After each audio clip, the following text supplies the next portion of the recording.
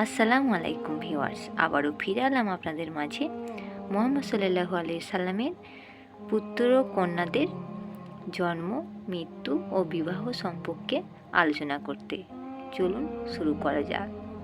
মুহাম্মদ সাল্লাল্লাহু আলাইহি সাল্লামের দুই পুত্র ছিলেন কাসিম ও আবদুল্লাহ এবং 4 কন্যা ছিলেন। তাদের নাম হলো জয়নাব, রুকাইয়া, উম্মে কুলসুম, ফাতেমা রাদিয়াল্লাহু আনহা। প্রিয় নবী মুহাম্মদ সাল্লাল্লাহু আলাইহি সাল্লামের বিবি খাদিজা রাদিয়াল্লাহু আনহার গর্ভে প্রথম 2 সন্তান জন্মগ্রহণ করেন। তাদের নাম ছিল আবুল কাসেম ও তাইব ও তাহির। অনেকেই ভুল করে তাইব ও তাহির দুজন বলে মনে করে থাকেন। কাসিম 2 বছর বয়সে ও আবদুল্লাহ মানে তাইব ও তাহির শৈশবে মুহাম্মদ সাল্লাল্লাহু আলাইহি সাল্লামের নবুয়াত প্রাপ্তির পরই উফাত প্রাপ্ত হন, মানে দুজনই শিশুকালে ইন্তেকাল করেন। রাসূলুল্লাহ সাল্লাল্লাহু আলাইহি সাল্লাম এরপর জ্যেষ্ঠা কন্যা জয়নাবকে খাদিজা রাদিয়াল্লাহু আনহা তার ছোট বোন হালার পুত্র আবুল আস বিন রাব্বিনের সঙ্গে বিবাহ দেন। আবুল আস বদরের যুদ্ধে মুসলমানদের হাতে বন্দী হয়। রাসূলুল্লাহ সাল্লাল্লাহু আলাইহি সাল্লামের দয়ায় মুক্তি পেয়ে মক্কায় ফিরে যায় এবং মুক্তি শর্ত অনুযায়ী জয়নাবকে মদিনা পাঠিয়ে দেয়। আবুল আস 6ষ্ঠ হিজরিতে মদিনায় এসে মুসলমান হয়ে জয়নাবের সঙ্গে মিলিত হন। জয়নাব 8ম হিজরিতে ইন্তেকাল করেন।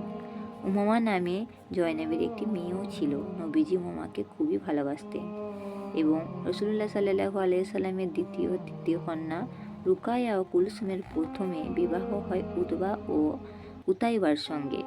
তারা উভয়ই ছিল আবু লাহাবের পুত্র।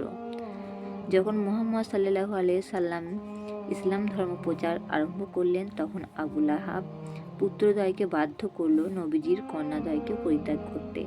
ফলে এ 2 মেয়েই হযরত উসমান রাদিয়াল্লাহুর সঙ্গে বিবাহ হয়। তিনি রুকাইয়ার মৃত্যুর পর কুলসুমকে বিবাহ করেন। রুকাইয়া 17ই রমজান 2 হিজরি বদরের যুদ্ধের দিন ইন্তেকাল করেন। জান্নাতুল বাকিতে হযরত সাল্লাল্লাহু আলাইহি সাল্লাম তাকে নিজ হস্তে দাফন করেন এবং রাসূলুল্লাহ সাল্লাল্লাহু আলাইহি সাল্লামের তৃতীয় কন্যা উম্মে কুলসুমের সঙ্গে উসমান রাদিয়াল্লাহু আনহার বিবাহ সম্পাদিত হয় 3য় হিজরিতে।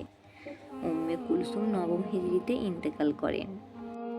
রাসূলুল্লাহ সাল্লাল্লাহু আলাইহি সাল্লামের 4র্থ কন্যা ফাতেমা রাদিয়াল্লাহু আনহা 609 খ্রিস্টাব্দে জন্মগ্রহণ করেন। হযরত আলী রাদিয়াল্লাহু আনহার সঙ্গে 2য় হিজরির সফর মাসে ফাতেমা রাদিয়াল্লাহু আনহার যখন 15 বছর 5 মাস 15 দিন বয়সে বিবাহ হয় এবং জিলহজ মাসে তাদের রসুমাত হয়। 12ই হিজরি সনের জুলকাদা মাসে নভেম্বরে 632 খ্রিস্টাব্দে মাত্র 23 বছর বয়সে তিনি ইন্তেকাল করেন। রাসূলুল্লাহ সাল্লাল্লাহু আলাইহি সাল্লামের ওফাতের সময় তার পুত্র কন্যাদের মধ্যে কেবল ফাতেমা রাদিয়াল্লাহু আনহাই জীবিত ছিলেন। অন্য সকলেই রাসূলুল্লাহ সাল্লাল্লাহু আলাইহি সাল্লাম জীবিত থাকতে ইন্তেকাল করেন। রাসূলুল্লাহ সাল্লাল্লাহু আলাইহি সাল্লামের পুত্র কন্যা সকলকেই জান্নাতুল বাকিতে উসমান বিন মাউজিনের কবরের পাশে দাফন করা হয়। এই ছিল মুহাম্মদ সাল্লাল্লাহু আলাইহি সাল্লামের পুত্র পুত্রীদের বিবাহ ও মৃত্যুর কাহিনী। আজকের ভিডিওটি এই পর্যন্ত। আবারও ফিরে আসছি পরবর্তী ভিডিও নিয়ে। ততক্ষণ পর্যন্ত ভালো থাকুন, সুস্থ থাকুন। আসসালামু আলাইকুম।